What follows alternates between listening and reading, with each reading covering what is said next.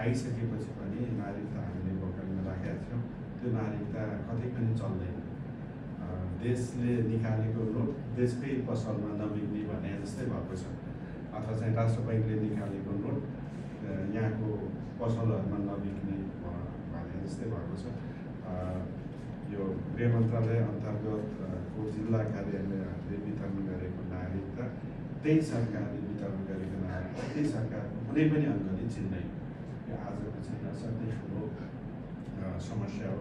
यो समस्याहरू समाधानको लागि चाहिँ गैरआवासी नेपाली एक्टमा हुन्छ, अथवा चाहिँ कुनै छुट्टै एक्ट ल्याएर हुन्छ, अथवा चाहिँ एउटा केही नेपाली कानुनहरूले सच्याएर हुन्छ।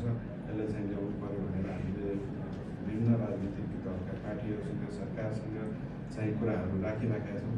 तर हामी विदेशीहरूको अथवा गैरआवासी नेपालीहरूको मुद्दा चाहिँ सधैँ ओझेलमा पर्ने रहेछ, कहिले पनि प्रायोरिटी दिनु पर्दैन। हामी म्याक्सिमम् विदेशबाट आयो भने 25-30 जना यसरी डेलिगेसन आउन सक्छौँ। हामी न सडक बन्द गर्न सक्छौँ शिक्षितहरूले, न चाहिँ हामी टायर पाल्न सक्छौँ, न हाम्रो त्यो वास्तवमै त्यो खालको हाम्रो नीति पनि छैन।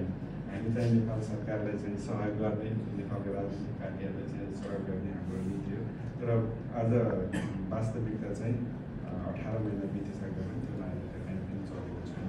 त्यो सर्टकट भन्दाखेरि अध्यक्षले भन्छु, त्यो नागरिकता चलाउनको लागि यहाँले अब